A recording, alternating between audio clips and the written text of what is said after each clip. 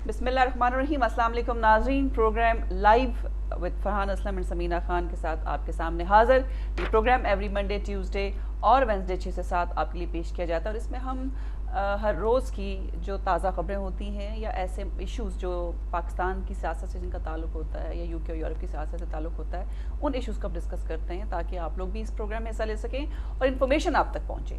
अभी इसी हफ्ते में आपने एक बहुत बड़ी ब्रेकिंग न्यूज़ सुनी होगी और वो पाकिस्तान के एक बहुत बड़े न्यूज़ चैनल ARY के हवाले से थी कि जैसे ऑफकॉम जो एक नशरियाती इदारा है, उसने उस चैनल को ऑफ एयर कर दिया और उसकी वजह ये थी कि एक दूसरा जो राइवल चैनल था जियो ने हद तक इज़्ज़त का दावा किया था उस चैनल पे और बरतानवी अदालत में एक केस पिछले कई अरसे से ज़ेर समाअत था और जियो ने ये इल्ज़ाम लगाया था कि ARY ने जो जियो के बानी हैं उन पर बहुत से ऐसे इल्ज़ाम लगाए हैं, गद्दारी के इल्ज़ाम लगाए हैं, भारत से फंडिंग लेने के इल्ज़ाम लगाए हैं और आखिरकार ARY वो इल्ज़ाम साबित ना कर पाया और अदालत ने हर्जाने का दावा भी किया ARY पे और उसके साथ साथ 3 मिलियन पाउंड मिला के जो कॉम्पनसेशन और जिसमें जियो के जो बानी हैं उनको भी देनी है, जो चेयरपर्सन है उनको भी कॉम्पनसेशन देनी है और कोर्ट की फ़ीस मिलाकर तकरीबन 3 मिलियन पाउंड हर्जाना किया गया, उनको फ़ाइन किया गया और ARY ने आखिर बैंक्रप्सी अपनी फ़ाइल कर दी क्योंकि वो ये हर्जाना या कॉम्पनसेशन नहीं दे सकते थे। बहरहाल ये बात मैंने इसलिए की है कि यूके में रहते हुए हमारे जो इदारे हैं हम उनकी रिस्पेक्ट करते हैं, कानून जो है उसको फॉलो करते हैं और जैसे कि ऑफकॉम एक वॉच डॉग है जितने भी चैनल्स हैं उनके लिए, और अगर ऑफकॉम आपसे कोई कंप्लेन करता है या इस हवाले से कोई भी कंप्लाइंस आपकी जो होती है वो बहुत इंपॉर्टेंट होती है और हम उस कानून का एहतराम करते हैं और अगर आप उस कानून का एहतराम नहीं करते तो ऑफकॉम के पास ऐसी पावर्स हैं कि वो आपके चैनल को ऑफ एयर कर सकते हैं। लेकिन पाकिस्तान में भी इसी तरह का एक निज़ाम है और पैमरा नामी एक वॉचडॉग वहाँ पर मौजूद है, लेकिन क्या पैमरा के कवानीन वो तमाम चैनल्स फॉलो करते हैं, उन तमाम कानून का एहतराम वहाँ पर होता है जैसे कि यूके में एहतराम होता है इतने बड़े न्यूज़ चैनल को जो कि बहुत यहाँ पर फेमस था, जिसको कि बहुत ज़्यादा पसंद किया जाता था, अगर उसको यहाँ पर ऑफ एयर किया जा सकता है, कवानीन को फॉलो नहीं किया और अदालत में बरतानिया की अदालत में उनके खिलाफ फैसला हुआ और उसके बाद कानून के मुताबिक ही वो चैनल ऑफ एयर हो गया। क्या पाकिस्तान में भी इस किस्म के कवानीन को फॉलो किया जा सकता है? और ये बात मैं इसलिए कर रही हूँ कि आजकल आपने सुना होगा कि बोल चैनल जो कि पाकिस्तान का एक चैनल है और वहाँ पे डॉक्टर आमिर लियाकत जो कि एक स्कॉलर की हैसियत से भी और बहुत बड़े टेलीविज़न प्रेजेंटर की हैसियत से उनको पाकिस्तान में जाना माना जाता है, बल्कि पूरी दुनिया में उनको जाना जाता है। उनके एक प्रोग्राम पर पाबंदी लगाई गई लेकिन उस पाबंदी के बावजूद उनका वो प्रोग्राम जारी रहा। आखिरकार पैमरा और सिंध हाई कोर्ट में जाके उन्होंने स्टे ऑर्डर ले लिया और प्रोग्राम को जारी रखा और आखिर पैमरा सुप्रीम कोर्ट में गई और चैनल के खिलाफ एक्शन लिया गया और उस प्रोग्राम को ऑफ एयर कहने का अहकाम जारी किए गए। लेकिन क्या पाकिस्तान में पैमरा के कवानीन पर अमल हो रहा है? फरहान साहब मेरे साथ मौजूद हैं, इस पर मैं इनकी भी राय लेना चाहूँगी कि इनका ओपिनियन क्या है इस इशू के हवाले से। देखिए, पहले दो बातें तो अस्सलाम वालेकुम आप सबको मेरी जानिब से भी। फरहान असलम आपके साथ है, असमी मामूल समीना जी का साथ दे रहा हूँ मैं, साइड किक। और इसमें पहली बात जो ARY के हवाले से है, ARY की जो प्रेस रिलीज इस सारे ज़िम्न में आई है उसमें यह कहा गया है कि ARY बज़ाते खुद बरतानिया में नशरियात पेश नहीं करता, बल्कि यहाँ पर जो ARY के नशरियाती हकूक़ हैं वो दुबई की कंपनी के पास हैं और दुबई की एक कंपनी ने ये बरतानवी कंपनी को आगे से हकूक़ उन्हें दिए हुए थे कि वो इसे नशर करें और लिहाजा ARY जो पाकिस्तान है उसका कहना है कि हम यहाँ खुद थे ही नहीं, लिहाजा हमें सू किया ही नहीं जा सकता था, हमारी एग्जिस्टेंस नहीं है बरतानिया के अंदर। सो बेसिकली उस कंपनी को सू किया गया जिस कंपनी के पास यहाँ पर यानी कि यूरोप में नशर करने के राइट्स थे ARY को, उस कंपनी को सू किया गया और वो कंपनी फिर बैंकरप्ट हो गई। लिहाजा ARY का कहना यह है कि हम बैंकरप्ट नहीं हुए और ना ही हमारे खिलाफ कोई मुकदमा बरतानवी अदालतों में था। ये ARY का स्टांस है। दूसरी तरफ जो मैं इल्ज़ामात की बात की जाए, खरा सच आपको मालूम है बशर लुकमान का प्रोग्राम था, हमारे यहाँ थोड़ा सा हम हर मामले में बिलो द बेल्ट चले जाते हैं, बहुत एक्साइटेड हो जाते हैं, ख्वाह वो सियासतदान हो ख्वाह वो मीडिया एंकर्स हों। अलमिया मैं समझता हूँ समीना जी हमारे यहाँ ये है कि अब सहाफ़ी और एंकर कोई तमीज़ नहीं रही, इसमें कोई तफरीक नहीं रही। अगर आप थोड़े से खुशशक्ल हैं, बास केसेस में शायद खुश शक्ल नहीं भी हैं, और लेकिन आपको बात करने का ढंग है तो आपको स्क्रीन पे बिठा दिया जाता है, या फिर आपके पीछे अच्छी समझ लीजिए कि कोई रिसोर्सफुल शख्सियत है जो आपको किसी चैनल पे फिक्स करा सकते हैं, तो फिक्स हो जाएंगे। मुझे इसका तजर्बा हाल ही में इसलिए हुआ कि मैं पाकिस्तान गया और मैंने चैनल्स के कुछ मेरे दोस्त सीनियर चैनल्स में काम करते हैं, मैंने उससे बात की, मैंने कहा जी पाकिस्तान में मैं प्रोग्राम करने का सोच रहा हूँ। तो उन्होंने कहा जी अब तो ये शोबिज़ बन गया, अब मालिकान बजाते खुद रखते हैं, जिसकी रेटिंग होती है उसे रखा जाता है, खा वो अनशंट ऑन एयर कह दे, डजंट मेक एन डिफरेंस। अगर लोग उसे सुन रहे हैं तो बस वही सबसे अच्छा प्रेजेंटर है। और प्रेजेंटर्स ऐसे भी हैं कि जो मुबैना तौर पर मुख्तलिफ सियासी जमातों के पेरोल पर हैं। अब इसमें कितनी सदाकत है, लेकिन बाहर जितने भी प्रेजेंटर्स हैं वहाँ पे वो करोड़पति हैं। और फिर अगर आपको याद हो तो मलिक रियाज साहब की एक लिस्ट लीक हुई थी, जिसमें लीक की गई थी या लीक हुई थी, जिसमें बकौल उनके उस लिस्ट के मुताबिक ये था कि बहुत सारे सीनियर एंकर्स उनके पेरोल पर हैं, जिन्हें बंगले और मर्सिडीज़ गाड़ियाँ तक तोहफे में दी गई। उस पर मुबैना तौर पर मुबश्शिर लुकमान का नाम भी आया था, जिन्हें सुना कि एक मर्सिडीज़ कार तोहफे में दी गई थी और एक घर तोहफे में दिया गया। सो हमारे यहाँ इस हद तक मामलात हैं कि लॉबिंग है, कौन किसकी तरफ ज़्यादा झुकता है, और टिल्ट ऐसा होता है कि हम फिर जब उसकी मोहब्बत में कोई प्रोग्राम करने जाते हैं तो बिल्कुल ही ख्याल नहीं करते कि हमें किस हद तक ऑन एयर ये बात करनी चाहिए। और ये सिर्फ प्रेजेंटर्स तक नहीं है, मैं न्यूज़ रिपोर्ट अक्सर रिपोर्टर्स की रिपोर्ट देखता हूँ, किसी साने पे वो खड़े हैं तो वहीं पर वो गवाह भी हैं, वो खुद ही जज हैं, उन्होंने ही फैसला कर देना है कि फलां साहब कातिल थे जिन्होंने कत्ल किया। भाई बंदा खुदा, अभी केस जाना है कोर्ट में, फिर डिसाइड होगा किसने क्या किया। लेकिन वो रिपोर्टर जिसको शायद 6 महीने हुए हैं मीडिया में आए हुए, उसने कहा जी कि हाँ ये फैसला हो गया है, फलां साहब ने कत्ल किया है, और वो बात उसने अपनी तौर पर हतमी कर दी कि ये शख्सियत जो है ये गिल्टी है। और इसमें सबसे ज़्यादा जिम्मेदार मैं समझता हूँ कि जो जितने मीडिया हाउसेज हैं उनके मालिकान हैं। ये कारोबार बना हुआ है, अब सबका अपना अपना फ़ायदा है तो वो टीवी चला रहे हैं। सहाफ़त एक खिदमत अब नहीं रही। कोई ज़माना था, सब मैंने जब पहली दफ़ा अखबार में काम शुरू किया मुझे 6,000 रुपये मिलते थे इस्लामाबाद में, सारा दिन हम जनाब मोटरसाइकिल पे धूप में बारिश में धक्के खाते थे। बट एक इत्मीनान होता था शाम को कि खबर फाइल की है जी, हाँ खबर ठीक है, अगर चैलेंज कर दें जी, अगर बाउंस हो जाती है, जैसे हम टिपिकल वर्ड इस्तेमाल करते हैं बाउंस होना, मीन्स के खबर अगर गलत साबित होती है जी हम रिस्पॉन्सिबल हैं। लेकिन अब वो मामला ख़त्म हो गया है। जियो हो या कोई और टेलीविजन हो, कितनी खबरें पट्टी में दिन में चलती हैं, आप अगर नोटिस करें तो अक्सर औकात हफ्ते में 2-3 बार कम से कम ज़रूर होता है खबर आई और कुछ मिनट के बाद या कुछ घंटे के बाद खबर गायब हो जाती है सिरे से, और बाद में पता चलता है कि वो वेरीफाइड न्यूज़ नहीं थी या उसमें जो हक़ाइक़ बयान किए जा रहे थे शायद वैसे नहीं थे। सो मीडिया ने यकदम तरक्की की मुशर्रफ साहब के दौर में 8-10 सालों के अंदर, और हुआ ये कि टेलीविजन के इतने ट्रेंड लोग नहीं थे, इतने सहाफ़ी नहीं थे, लिहाजा हर शख्स जिसका हाथ पड़ा वो यकदम प्रमोट हुआ। और अब जो प्रोड्यूसर्स वहाँ पर हैं, मैं पाकिस्तान टेलीविजन पे भी मैंने काम किया है, 20-20 साल गुजर जाते हैं लोगों को प्रोड्यूसर बनते हुए, और फिर वो प्रोड्यूसर बनते हैं। और हमारे यहाँ ये हुआ कि 20 दिनों के बाद जो है वो प्रोड्यूसर बन गए, या 6 महीने के बाद पता चला सीनियर प्रोड्यूसर हो गए।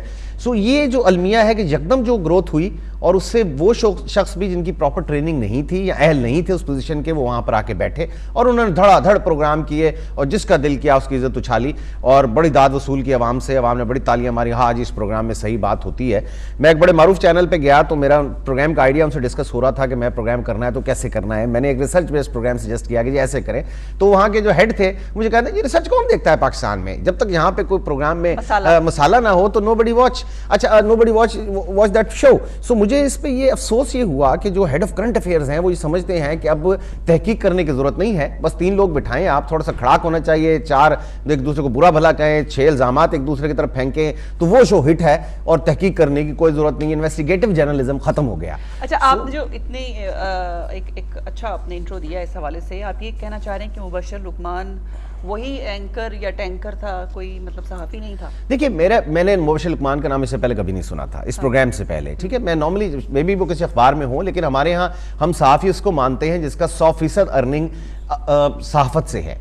मुराद ये कि पार्ट टाइम नहीं है कि वैसे दिन में डॉक्टर है शाम को साफी बन गया, किसी को आप एयरवाई पे बैठ गया आके प्रोग्राम करने के लिए, मैंने जो कंटेंट उसने यूज किया चैनल पे, क्या वो उसका अपना कंटेंट था? देखिए बात ही वाज अलाउड, आप यहाँ बैठे हैं, अगर आपको डीएम अलाउ नहीं करेगा कुछ कहने को, तो क्या आप वो कह देंगे और वो ऑन एयर कर देंगे? कैसा मुमकिन है? समीना, इसीलिए मैंने आपसे एक पहली बात यही कही कि मीडिया हाउसेस के जो मालिकान है असल कसूर उनका है कि उन्होंने बगैर शाबाशी के साथ ही किया, बगैर असेस किए हुए लोगों को बिठा दिया, क्योंकि जो मीडिया हाउस के मालिकान हैं वो जर्नलिस्ट नहीं है, ना उनका इस शोबे से कोई वास्ता है। बेशतर का मीर साहिबान का मामला और है, क्योंकि उनकी फैमिली में सहाफत चली आ रही है, बड़े मीर साहब से लेकर अब तक दीगर जितने चैनल है, मोस्ट ऑफ देम, चंद एक को छोड़कर बाकी सब पहली बार इस प्रोफेशन में आए। वो कोई और कारोबार कर रहे थे, एकदम उन्हें ये ख्याल आया कि टेलीविजन एक बड़ी अच्छी चीज़ है, करना चाहिए। सो वो किस पावरफुल चीज़ पर बैठे हुए हैं और इसका इम्पैक्ट क्या होगा, उनका एक जुमला जो वो कहेंगे वो लोगों के लिए कितना मुस्बत या मनफी होगा, ये बात उसकी पावर का उन्हें अंदाजा नहीं था। और हमें उससे बहुत अब्यूज किया पाकिस्तान में, और स्टिल हो रहा है। जिस सियासतदान पे हम दिल करता है हम इल्जाम लगा देते हैं, हमसे मुराद, मैं भी टेलीविजन एंकर हूं, जर्नलिस्ट हूं, जिस पर दिल करता है आप कह देते हैं लो जी वो तो करप्ट है। अब मजे की बात यह है कि करप्शन साबित हो ना हो, लेकिन हम करप्ट कह देते हैं 1 मिनट के अंदर। इल्ज़ाम, तोहमत मैं इसे कहूँगा, इस्लाम में इसकी सख्त ममानियत है, लेकिन हमारे यहाँ इन्हीं तोहमतों पे हमारी दुकान चलती है। और अवाम जो है, सब एक और कसूर उनका भी है कि संजीदा प्रोग्राम आप लोग देखना नहीं चाहते। किसी प्रोग्राम में इन्वेस्टिगेशन हो रही है, अगर इन्वेस्टिगेटिव जर्नलिज्म है तो लोग कहते हैं लो जी मज़ा नहीं आया है, छठो जी दूसरा देखें।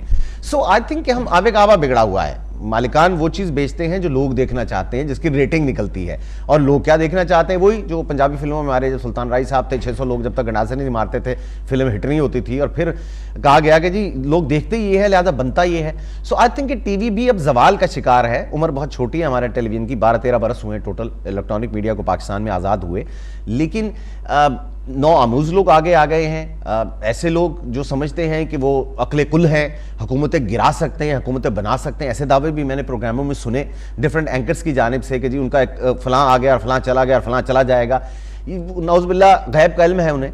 सो मालिकान आई थिंक सबसे बड़े इसमें जिम्मेदार हैं। और दूसरी बात मैं समझता हूँ कुछ एंकर ऐसे हैं जो शायद मालिकान के कहने में भी नहीं हैं, लेकिन अगर कोई कैंपेन चलती है बाज़ाब्ता तौर पर 1 दिन नहीं, 2, 3, 4, 6 हफ्ते या 4-6 महीने, तो वो मैं समझता हूँ कि लाजमी तौर पर मालिकान के आशीर्वाद से होगी। मैं ये कहती हूँ कि मुबश्शिर लुकमान साहब ने जो अनशन लोगों के बारे में बका टेलीविजन चैनल्स पे, वो उनकी जाती राय तो नहीं हो सकती, या उनकी जाती काविश नहीं, उनके पीछे जरूर सपोर्ट होगी उस चैनल की उनके जो भी प्रोड्यूसर होंगे उसकी उनकी आशीर्वाद का तो नहीं ये प्रोग्राम किया होगा। लेकिन ये कितना बड़ा जुल्म है कि बरतानवी अदालत पर पूरी दुनिया में यकीन रखा जाता है, क्योंकि यहाँ पर सच और हक की फतह होती है। यहाँ की अदालतें जो हैं वो इंसाफ देती हैं, इस पे कोई डाउट नहीं है कि यहाँ पर कोई फैसला आप किसी से कह के करवा लें।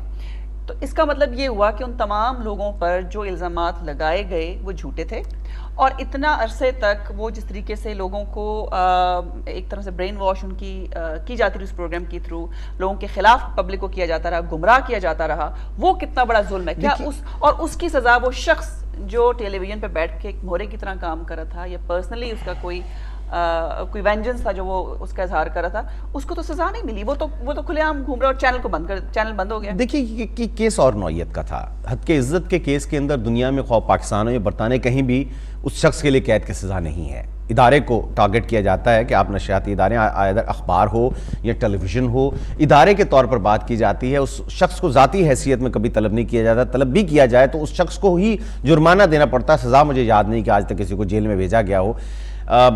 लेकिन इसमें मैं आपको एक इंटरेस्टिंग बात ये बताऊं कि जो इल्ज़ामात मीर साहब पे लगे, अगर वो सच भी हों, 1 मिनट के लिए अगर मान लिया जाए कि वो सच थे, तो उन्हें साबित करना मुमकिन ही नहीं है। ठीक है, असल में जो इंडिया के साथ ताल्लुकात की बात की गई, आपको याद होगा अमन की आशा एक प्रोग्राम चल रहा था, उधर लाइन ऑफ कंट्रोल की खिलाफ वर्जी हो रही है, कश्मीर पे मुजालिम चल रहे हैं। एक वाहिद अकलौता चैनल हमारा जो है वो इंडिया से इतना मोहब्बत में मुब्तला है कि वो हर वक्त अमन की आशा ही चल रही है, और वो भी एक इंडियन नशियाती इदारे के ताउन से सारा काम कर रहा था। तो बहुत से लोग सस्पिशियस थे, मैं भी उसमें शामिल था। मैं भी ये शक में मुब्तला होता था कि क्या इनको ऐसी जो है मसला है इनके लिए कि उधर से हमारे लोग मर रहे हैं कश्मीर में, उधर से लाइन ऑफ कंट्रोल की खिलाफ वर्जियां हो रही हैं, उधर से ये एक वाहिद चैनल है जो भारत की मोहब्बत में इतना मुब्तला है कि वो चाहता है कि जी ख्वाह कुछ भी हो जाए हम अमन की आशा नहीं छोड़ेंगे। और उस अमन की आशा का अंजाम क्या हुआ आपने देख लिया कि आखिरकार वो 1.5 साल चलाकर फिर उन्हें शर्मिंदगी से बंद करना पड़ा। जब मोदी हुकूमत ने ठीक ठाक किस्म की हमारी इंसल्ट कर दी बैनुल-अक़वामी सतह के ऊपर, तो फिर जाकर उस इदारे ने उसे बंद किया। ये क्यों शुरू हुई, इसके पीछे अवामिल क्या थे, बड़ी मशकूक सी ये कहानी है, मुझे समझ नहीं आ सकी। आपके ये मेरे मशकूक होने से कोर्ट फैसला नहीं दे सकता, कोर्ट में आपको प्रूफ चाहिए, और जब आप कोर्ट में उसको साबित नहीं कर सके तो आपको ये मानना पड़ेगा कि वो इल्जामात गलत थे, वो झूठे थे। देखिए, अगर वो सच्चे होते तो शायद अदालत उनके खिलाफ फैसला कानूनी सतह के ऊपर तो आप ये बात कर सकते हैं, ठीक है। लेकिन मैं जैसे अर्ज कर रहा हूं कि हम करप्शन की बात करते हैं सियासतदानों की। पाकिस्तान में कितने ऐसे सियासतदान हैं जिनकी जायदादें मुबैना तौर पर यूरोप में हैं। आप देख लीजिए बहुत से ऐसे लोग हैं जो कुछ भी नहीं थे और अब वो अरबोंपति हैं, नामालूम जराए से पैसे आ रहे हैं, उस पर फिर आप कहते हैं कि ये करप्ट हैं, पर उस करप्शन को साबित कौन करे? मुमकिन ही नहीं है। चोर कभी अपना आपको लेटर नहीं देकर जाता कि जी मैं फलां करप्शन करने लगा हूं, मुमकिन ही नहीं है। 71 अरब रुपया कल हम जिक्र कर रहे थे अपने प्रोग्राम में, सिंध हुकूमत ने लाड़काना पे लगा दिया, लगा हुआ नजर नहीं आ रहा। अब वो 71 अरब का हिसाब मांगा है तो हिसाब नहीं आ रहा। अब इसमें कहीं ना कहीं तो करप्शन हुई, अगर हिसाब नहीं दे पा रहे वो और ऑन ग्राउंड आपको नजर ही नहीं आ रहा कुछ लगा हुआ, तो मतलब यह है कहीं ना कहीं गड़बड़ है। अब उस गड़बड़ को प्रूव करना मुमकिन शायद ना हो सके, तो फिर जो साहिबान जिम्मेदार है इसके वो कहें जी लो जी ये तो इल्जाम ही झूठ था। दोनों पहलू हैं इसके। ये भी हो सकता है कि इल्जाम 100% झूठ हो, और ये भी हो सकता है कि उस इल्जाम के अंदर कुछ ऐसी चीजें हैं जिन्हें आप प्रूव ना कर सकें। लेकिन अब हमने ये तो नहीं देखना, हमें ये देखना है। मैं एक जाती, देखिए मैं कानून से हटकर बात कर रहा हूं, एक व्यूअर की हैसियत से, एक सहाफी की हैसियत से, कि बहुत सी खबरें हम फाइल करते हैं, बहुत सी खबरें इस वजह से फाइल नहीं कर पाते कि हमें पता है वो खबरें सही हैं, लेकिन उन खबरों को साबित करना बड़ा मुश्किल है। अब थोड़ा सा हम पाकिस्तान में चलते हैं, और पाकिस्तान में भी ऐसे ही है कि बोल टेलीविजन पे डॉक्टर आमिर लियाकत का जो प्रोग्राम था ऐसा नहीं चलेगा जी। और उनमें उस प्रोग्राम के हवाले से उनके खिलाफ बहुत सी कंप्लेंट्स थी कि उन्होंने लोगों को गद्दारी के सर्टिफिकेट्स मांगे, खुदा न खास्ता तौहीन रसालत के भी इल्जाम लोगों पे लगाए, लोगों ने बहुत शिकायत की, पैमरा में शिकायत गई, पैमरा ने प्रोग्राम बंद कर दिया। पैमरा के हुक्म के बावजूद चैनल वो प्रोग्राम चलाता रहा, उन्होंने पैमरा के हुक्म की तामील नहीं की, स्टे ऑर्डर ले लिया उसके अगेंस्ट, और आखिर पैमरा को सुप्रीम कोर्ट जाना पड़ा और सुप्रीम कोर्ट ने उस प्रोग्राम को बंद कर दिया। अब ये बताइए कि जब हमारे मुल्क के चैनल्स उनके बड़े नाम, जैसे डॉक्टर आमिर लियाकत का एक मैं देख रही थी जियो पे ही कहीं कहते 500 बहुत ही जो स्ट्रॉन्ग मुस्लिम है उनका नाम आता है, और वो इस किस्म की हरकत उन्होंने की कि उन्होंने एक इदारे के हुक्म की तामील नहीं की। तो आप ये बताइए कि पाकिस्तान में क्या हो रहा है? देखिए पाकिस्तान में मामलात ये हैं कि पैमरा बज़ाहिर लगता ये है कि वो हुकूमत के इशारे पे चलता है। बज़ाहिर मैंने इसलिए लफ्ज़ इस्तेमाल किया कि हुकूमत की जियो हुकूमत की साइड पर है, उसकी ख़बरों से लगता है, बीइंग ए जर्नलिस्ट मैं ये बात कह सकता हूँ कि टिल्ट होता है वाज़े तौर पर, और सब अच्छा की रिपोर्ट आती है हुकूमत के बहुत से मामलात के हवाले से। और अभी मैं कल हम खबर ऑफ एयर एक डिस्कस कर रहे थे कि एक सर्वे की बात हो रही है कि जी अप्रूवल रेटिंग नवाज शरीफ साहब की 59% हो गई। मेरे एक बड़े सीनियर सहाफ़ी दोस्त हैं इंसारुल हक पाकिस्तान में, तो मेरी उनसे बात हो रही थी, तो वो कहते हैं कि भाई जिस रिपोर्टर ने ये खबर शाया की, मैंने उसकी मिन्नतें कर ली कि भाई ये सर्वे तो मुझे दे दो कौन सा है, वो सर्वे नहीं आया। सो बज़ाहिर उसे लगता यह है कि वो एक डेस्क टेबल स्टोरी थी। टेबल स्टोरी मुझसे कहते हैं कि जिसके बैकग्राउंड पे कुछ नहीं होता, अब घड़ली बैठकर हुकूमत के किसी भी शख्स ने इशारा किया इलेक्शन आने वाले हैं कि भाई ये खबर जानी चाहिए कि बड़ी रेटिंग हाई हो गई। सो इस तरह खबरें प्लांट होती हैं। मैंने सारी उम्र जर्नलिज्म किया है, रिपोर्टर से मैंने स्टार्ट किया, ऊपर तक गया हूँ, रिपोर्टर से शुरू करके अखबार के एडिटर तक। सो इस सारे प्रोसेस को मैंने अपनी आंखों से देखा है। सो स्टोरीज प्लांट होती हैं। पाकिस्तान में एक अनहोनी बात नहीं है। इस तरह से जो इदारे हैं वो इतने आज़ाद नहीं है पाकिस्तान में। नैब पे अब सुप्रीम कोर्ट ने अपने बड़े तहफ़्फ़ुज़ात का इजहार किया है कि नैब करता क्या है, नवाज शरीफ साहब के खिलाफ उसको तहकीक करनी चाहिए थी। अगर फ्लैट्स का मामला आया, नैब खामोश बैठा रहा, एफआईए खामोश बैठी रही। सो पाकिस्तान में ये कहना या ये अज्यूम करना कि कोई इदारा इतना पावरफुल होगा कि हुकूमती इन्फ्लुएंस से बचा रहे, तो मुमकिन नहीं है। कानून अपने हाथ में ले लें, इसका मतलब ये बात मैं नहीं कर रहा। देखिए हुक्म न माने क्योंकि आपको शक है, ये बात आपको कहीं शक है कि वो हुकूमत की तरफदारी कर रहा है। नहीं, ये बात भी नहीं है। मैं सिर्फ उसका बैकग्राउंड एक चीज एस्टैब्लिश कर रहा था कि पैमरा यहाँ तो फिर बिल्कुल इंसाफ करे हर चैनल के साथ। कि पैमरा अगर किसी चैनल को कोई नोटिस देता है, कोई हुक्म देता है, तो क्या चैनल्स को वो बात माननी नहीं चाहिए? देखिए बाय लॉ किसके लिए बनाया गया पैमरा? देखिए बाय लॉ तो मसला ये है कि उनको बात माननी चाहिए। तो फिर क्यों वहां पर जर्नलिस्ट भी बाहर निकल आते हैं? किसी भी चैनल के खिलाफ अगर पैमरा एक्शन लेता है तो वहां पर देखिए वो एक्शन जाती है, एक्सट्रीम एक्शन होता है। यहाँ पर ऑफ जो भी हो, एक इदारा, एक ऑर्गेनाइजेशन, आप कैसे उसकी भाग बिठाएंगे? फिर आप मसला ये है कि जब चैनल को आप अब बोल को बंद किया, उस पर लोग बाहर आए, जर्नलिस्ट बाहर आए। जब बोल आ रहा था, सब कुछ उसने खरीद लिया, उस वक्त आपको याद नहीं आया कि इसकी सिक्योरिटी क्लियरेंस नहीं हुई। उसने 2000 लोग हायर कर लिए सहाफ़ी जो अपनी नौकरियां छोड़कर, या टीवी के लोग अपनी नौकरियां छोड़कर आ गए। Once in a fine morning PEMRA को एकदम इंकिशाफ हुआ या वही उतरी कि ओहो हो इसकी तो सिक्योरिटी क्लियरेंस नहीं आई और लाइसेंस ट्रांसफर नहीं हो सकता, and suddenly they stopped it. लेकिन ये चीज गलत है। आप भूल रहे हैं, उससे पहले एक जो इंटरनेशनल मीडिया था उसने ये खबर ब्रेक की कि एग्जैक्ट स्कैंडल में वो मुलव्वस है। उसके बाद पाकिस्तान में एक डिफरेंट स्टोरी है, वो एक डिफरेंट। उसके बाद सारे एक्शन, देखिए एक्शन की बात ही नहीं हो रही। बात ये हो रही है कि एग्जैक्ट स्कैंडल का जो मामला है ये पहले भी अखबारों में आता रहा। ये जो अब ब्रेक हुआ, इससे पहले भी 2 साल पहले भी ये मामला था। लेकिन जियो, क्योंकि बाज़ाहिर हमें ये लग रहा है कि जियो नहीं चाहता था, उसने जियो ग्रुप के बड़े लोग तोड़े, दूसरे चैनल्स के बड़े लोग तोड़े कि ये चैनल आए और कंपटीशन पर उनके आए, लिहाजा दुखती रग पर उन्होंने हाथ रखा। जैसे सियासत में आप कलाबाजियां मारते हैं कि उसका कोई स्कैंडल मिला तो फौरन उछाल लो, तो मेरा मुझे बाहर ये लगता है कि वो ये कोशिश थी कुछ इदारों की कि उनके कंपटीशन पर एक और स्ट्रॉन्ग इदारा ना आए। उनकी जो खामियां गलतियां, उन्होंने अगर कोई फ्रॉड किया है तो कोर्ट में ज़ाहिर केसेस हैं, उस पर भुगतेंगे। अभी तक कोई केस प्रूव नहीं हुआ, लिहाजा हम कोर्ट केस पर डिस्कस नहीं करते। लेकिन मेरा कहने का मकसद सिर्फ ये है कि आपने इल्ज़ाम की बुनियाद पर टीवी बंद कर दिया। अब एक्सट्रीम आप ये देखिए ना, आप ठीक है एग्जिट में वो होंगे, मुलविस होगा, जाली डिग्रियां उन्होंने बनाई होंगी, लेकिन इल्जामात नहीं थे, लोगों ने बताई, अपनी डिग्रियां दी, लोगों ने अदालतों में जाके सबूत दिए कि मैंने डिग्री ली है। बात तो सुन लीजिए, केस तो फाइनल नहीं हुआ। जरदारी साहब 11 साल केस भुगतते रहे, नवाज शरीफ साहब के खिलाफ कितने केस थे, क्या हम सबको नाइल कर दें? नहीं, एग्जिट स्कैंडल में भी बात हुई, कोई भी स्कैंडल हो, कत्ल का, देखें कत्ल का इतने लाख डॉलर में, बात तो सुन लीजिए, कत्ल का केस भी हो, फांसी उस वक्त तक नहीं हो सकती जब तक कि उसकी हियरिंग खत्म ना हो जाए। ठीक है, आपने देख लिया कत्ल करते हुए किसी को भी XYZ को, लेकिन गवाही भी दे दी, बट अनटिल अनलेस कोर्ट कह दे कि हाँ ये कातिल है, वो कातिल नहीं है by law. So I think इस पे डिस्कशन होगी। आवाज नहीं आ रही? नहीं, बात कीजिए प्लीज, आप ब्रेक लीजिए। ब्रेक लेनी है हमने जी, ब्रेक लेते हैं और ब्रेक के बाद अक्सर फिर से हाजिर होते हैं।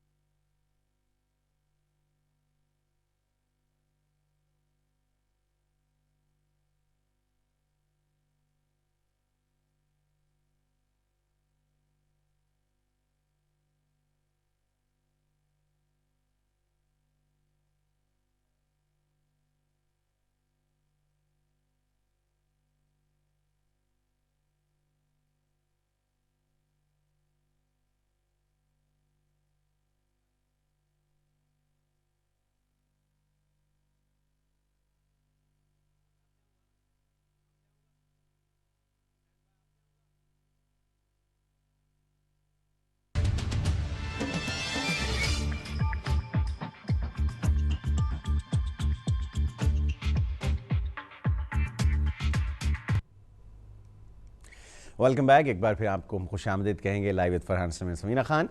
प्रोग्राम पेश करते हैं आपके लिए मंडे, ट्यूसडे और वेंसडे। लाइव प्रोग्राम आता है ये डीएम ग्लोबल के मैनचेस्टर स्टूडियोज से। और ब्रेक से पहले हमारी थोड़ी सी गर्मा गर्म बहस चल रही थी मीडिया के किरदार के ऊपर और खुसूसन पाकिस्तान में पैमरा और फिर ऐसा नहीं चलेगा बंद हो गया। ये आमिर लियाकत का प्रोग्राम है और चलना था, उनको पहले से पता था ऐसा नहीं चलेगा, ऐसा नहीं चलेगा। नहीं वो देखिए हमारे यहाँ वो सियासी शहीद होते हैं ना, जैसे कहते हैं कोई हुकूमत अगर जाने वाली है तो सियासी शहीद हो जाती है। तो मेरे ख्याल आमिर लियाकत साहब ने भी सोचा होगा कि ये भी सियासी शहीद हो जाएंगे, लेकिन मेरा प्रोग्राम इतना अच्छा था बंद हो गया। लेकिन बहरहाल संजीदा बात इसमें सारी ये है कि मैं ब्रेक से पहले बात कर रहा था कि पैमरा ने यहाँ पे मुझे याद नहीं कि ऑफकॉम ने किसी चैनल को बंद किया हो, लेकिन पाकिस्तान में हफ्ते के लिए बंद कर दो, महीने के लिए बंद कर दो, ये भी चक्कर चलता रहा और बंद हुए चैनल। 4 दिन के लिए बंद कर दें। साहब आपने ही तो बात कर दी बड़ी कॉन्फिडेंस के साथ कि पाकिस्तान में ऐसा होता है। कभी आपने पाकिस्तान में चैनल्स को रूल्स और रेगुलेशंस की पाबंदी करते हुए उसके साथ चलते हुए देखा है?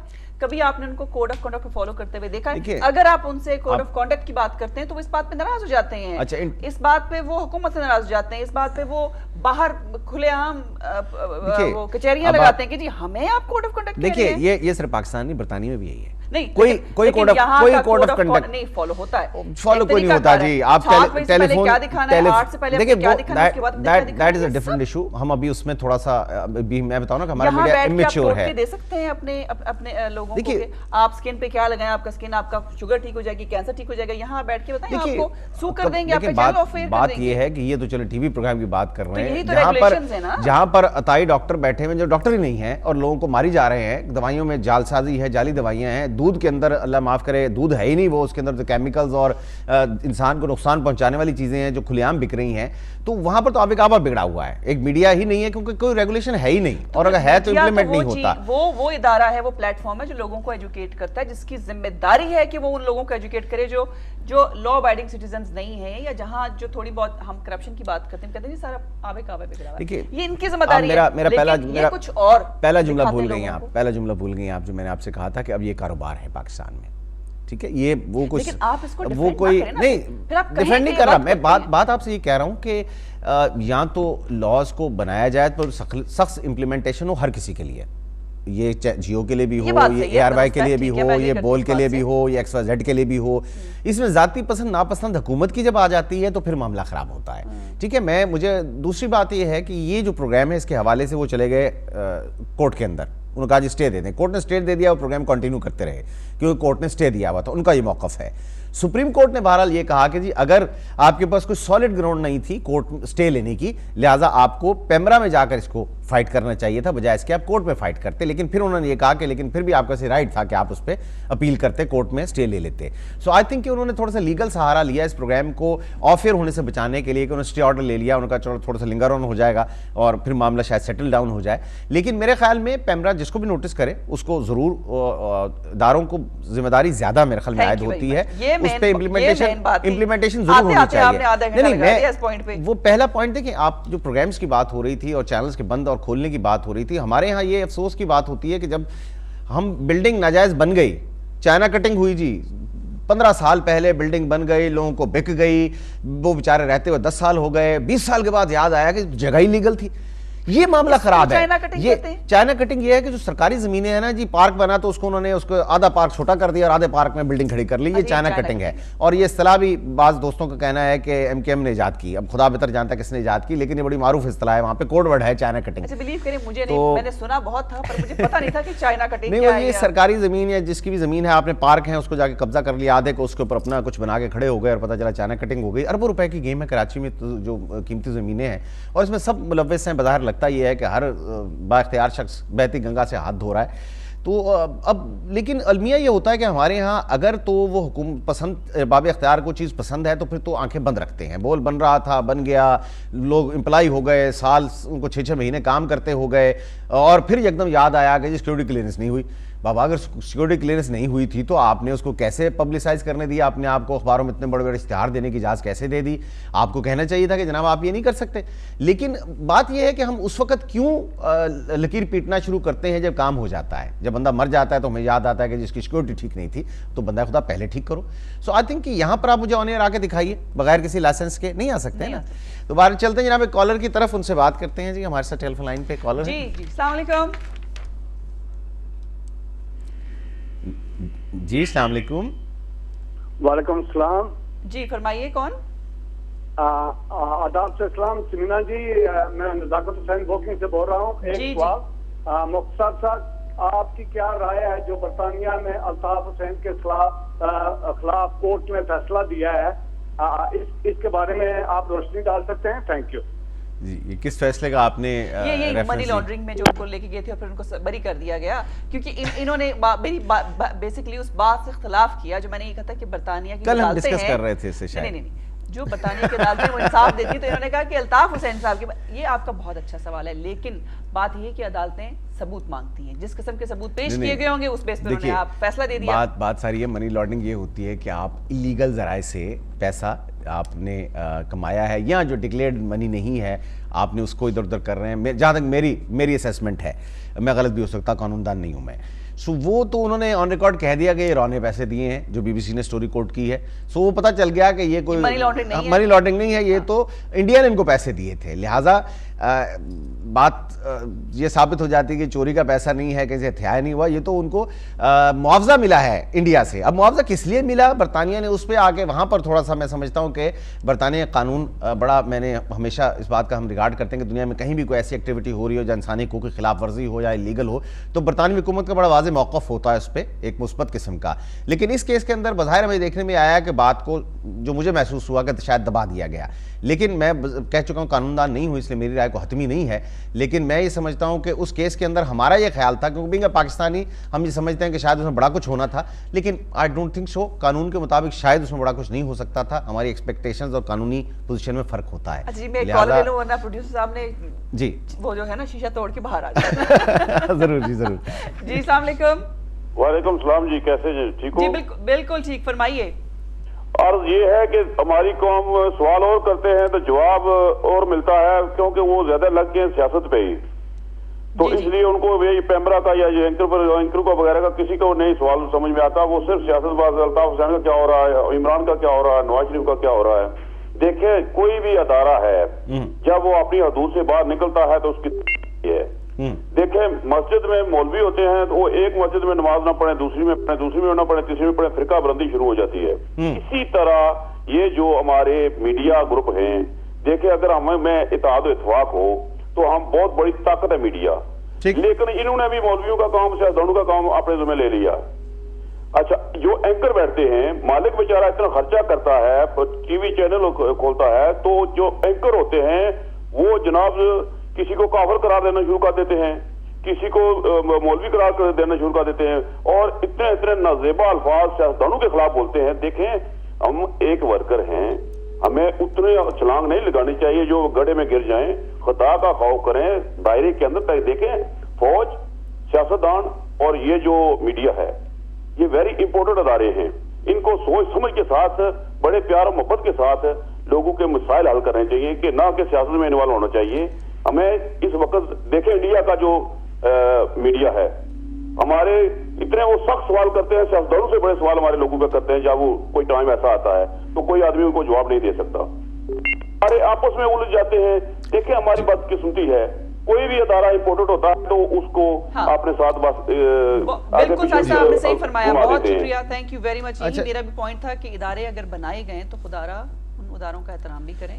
अगर आपको कहीं कुछ सजा मिल रही है या आपको कहीं हुक्म मानना उनका, तो प्लीज मान लें, क्या फर्क पड़ता है। देखिए, मीडिया मालिकान आप कहते तो मान ही गए हैं बड़े बेचारे हैं, मैं नहीं समझता इतने बेचारे हैं, ठीक है। मैंने सारी उम्र मीडिया में गुजारी है, ये कारोबार है, वो करोड़ों बनाने के चक्कर में होते हैं या फिर उससे फ़ायदा उठाते हैं। कम है ऐसे जो शौक की खातिर कर रहे हैं, जिनका ये ख्याल है कि मीडिया एक खिदमत है, करना चाहिए। जहाँ तक प्रेजेंटर्स का सवाल है, एक आध दफ़ा तो प्रोग्राम में वो अपनी मर्जी शायद कह दे, लेकिन हर चैनल की अपनी पॉलिसी है, और मैं समझता हूँ कि जो प्रेजेंटर अगर उस पॉलिसी को फॉलो नहीं करता, जिसे हम एडिटोरियल पॉलिसी कहते हैं, तो उसे निकाल दिया जाता है। सो अगर कोई तवील अरसे तक एक ही स्टांस में खड़ा है, तो इट मीन्स के एडिटोरियल जो पॉलिसी है वो हम आहंग हैं दोनों आपस में। सो आई थिंक ये कह देना कि मालिकान बिल्कुल बरीज़ जुमा है, प्रेजेंटर सिर्फ सारी उसकी गलती है, आई थिंक कि ताली दोनों हाथों से बचती है। मेरे अगर इदारे में मैं डॉक्टर साहब के साथ काम कर रहा हूँ, मैं अगर ज़्यादा अरसा उनके बताए हुए पैरामीटर से बाहर जाऊँगा तो मुझे कहेंगे अस्सलाम वालेकुम फरहान साहब, आपकी ज़रूरत नहीं है, अल्लाह हाफ़िज़। तो आई थिंक कि ये मामला जो है ना, हम असल में कंपटीशन है इदारों के दरमियान पाकिस्तान एक में कॉलर और हेल्दी कंपटीशन है, बट हम इसको बिलो द बेल्ट ले जाते हैं। एक जो कॉलर है, फिर जी मैं जरूर। आपके जो पॉइंट आपने रेज किया इसकी तरफ आती हूँ। अस्सलाम वालेकुम जी। जी अस्सलाम वालेकुम। वालेकुम अस्सलाम जी, फरमाइए। मेरे ना सर से क्वेश्चन ये है कि सर अब अपनी बात को बहुत ज्यादा कवर करने के लिए ना और दूसरे बंदे को बहुत ज्यादा ब्लेम करते हैं कि वो अच्छा काम नहीं कर रहे। जी अगर आप एक बंदे की कैपेबिलिटी रख के उसको काम पे रखते हो ना, अगर आप दूसरे बंदे की कैपेबिलिटी देख के अगर उसकी इन्फोर्समेंट आपके लगेगी तो फिर आपके होने का क्या फायदा? फिर तो एक जाहिल बंदा आपसे अच्छा काम कर लेगा। सही सही, ठीक है। बहुत तो शुक्रिया। फिर आपके होने या ना होने का कोई फायदा नहीं कोई है, फायदा क्योंकि नहीं। अगला बंदे की आप कोर्सेज सारी वो यूज कर रहे हैं आपके ऊपर। देखिए मैं एक इसमें मजे की बात आपको बताऊं, बहुत शुक्रिया आपका। सहाफत मैंने जैसे अर्ज किया था प्रोग्राम के आगाज में, ये फुल टाइम प्रोफेशन है जो कलम से या जिसका सहाफत से ओढ़ना बिछोना है, हम उसे साफी मानते हैं, जो हमारी डेफिनेशन एक है। लेकिन आजकल ये हो गया है कि दिन में वो डॉक्टर है, शाम को 2 घंटे के लिए वो साफी है, दिन में वो वकील है, शाम को नाम लेना पसंद फरमाएंगे आप? शाम को 1 घंटे के लिए साफी है। ये मैं वही सवाल करती हूँ जो अक्सर पाकिस्तान में तेल पेट्रोल छिड़कने वाले काम करते हैं, नाम बताना पसंद फरमाएंगे आप? देखिए बहुत सारे लोग हैं ना, बहुत सारे लोग हैं। अब मेरे बड़े अच्छे दोस्त हैं, मैं डॉक्टर शाहिद मसूद है, मैंने इकट्ठे काम किया उनके साथ, वो डॉक्टर है मेडिकल। वो बंदा खुदा अपना काम करो यार, तुम्हारा क्या मसला है इसमें। उन्होंने ग्रेजुअली आया और फिर बड़ा जोर लगाया उन्होंने साबित करने के लिए मैं साफी हूँ। जिंदगी में कभी साफत नहीं की थी उन्होंने एयरवाई पे आने से पहले। बहुत बड़े एनालिस्ट हैं। देखिए मैं यही बात कर रहा हूँ ना कि वो फुल टाइम डॉक्टर हैं, उनका काम इस तरह से। और बहुत से लोग हैं, फवाद अब जो पीटीआई में शामिल हो गए हैं, हर चैनल बैठे हुए तबसरे फरमा रहे होते हैं, वो भी अपने आप को सीनियर तजिया निगार कहते हैं सियासतदान वो, और उसी चक्कर में उनको सीट भी मिल गई। सो कितने नाम मैं गिनाऊं आपको कि जिनका काम असल में कुछ और है, वो साफी नहीं है, फुल टाइम सिर्फ एंकर हैं, प्रेजेंटर हैं, और वो भी दिन में कुछ और हैं। वो यानी कि दिन में उनका फुल टाइम काम है, फर्ज करें कि वो वकील हैं, शाम को जनाब वो बैठे हुए हैं। बाबर रहमान साहब काबिल एहतराम शख्सियत है, लेकिन शाम को आप देख लें वो एंकर होते हैं फुल फ्लेज। बात अच्छी कर रहे हैं बुरी कर रहे हैं वो मैं अलहदा बहस है, लेकिन कहना यह है कि वो क्या मुझे वकालत करने देंगे? बाबर रहमान साहब सुप्रीम कोर्ट में जाके 2 घंटे के लिए दिन में वो कहेंगे भाग जाओ, ये तो तुम्हारा नहीं, मल्टीटास्किंग नहीं है, ये मजाक है। देखिए ये सीरियस प्रोफेशन है, जोक नहीं है कि आप जिसको दिल करे टी पे बिठा दें, वो दो दिल करे आके बोल छोड़े। अगर मुझे बाबर रहमान साहब इजाजत नहीं देंगे कि मैं सुप्रीम कोर्ट में जाकर केस सुन लूं क्योंकि मैं वकील नहीं हूं, तो फिर वो किस खुशी में आके जो है वो एंकर या जर्नलिस्ट बनने की कोशिश कर रहे हैं? ये जो तफरीक है वो खत्म हो गया है। सो इसलिए आई थिंक कि हमें थोड़ा सा पैरामीटर्स को देखना होगा। और मैंने जैसे पहले कहा था कि अब आपकी काबिलियत नहीं चैनल्स पे देखी जाती। मैं पाकिस्तान गया हूं, मैंने जाके कोशिश की किसी चैनल के साथ काम करूं, तो काबिलियत वहां किसी गिनती में नहीं है, आपका एक्सपीरियंस किसी गिनती में नहीं है। सिफारिश तगड़ी है या फिर आपकी रेटिंग बड़ी है, लोग आपको देखकर बड़े खुश होते हैं कि हाँ जी आपने बड़ा कमाल कर दिया, फिर आपको जॉब मिल सकती है, अदरवाइज खुदा हाफिज। सो कॉलर लें जनाब जी। अस्सलाम वालेकुम। हेलो हेलो हेलो जी, अस्सलाम वालेकुम समीना। वालेकुम सलाम। असलम बोल रहा हूँ, कैसी हैं आप? बिल्कुल ठीक, फरमाइए।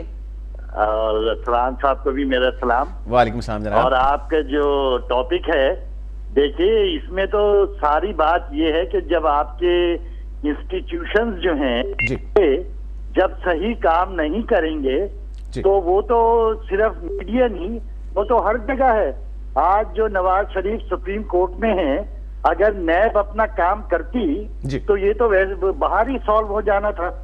और जितने वो आपने जिक्र किया वो मुबशर लुकमान का, उसने जितने डॉक्यूमेंट्स दिखाए उसके बारे में, वो जो है अपोजिशन लीडर खुर्शीद शाह, बाकायदा उसने डॉक्यूमेंट्स दिखाए।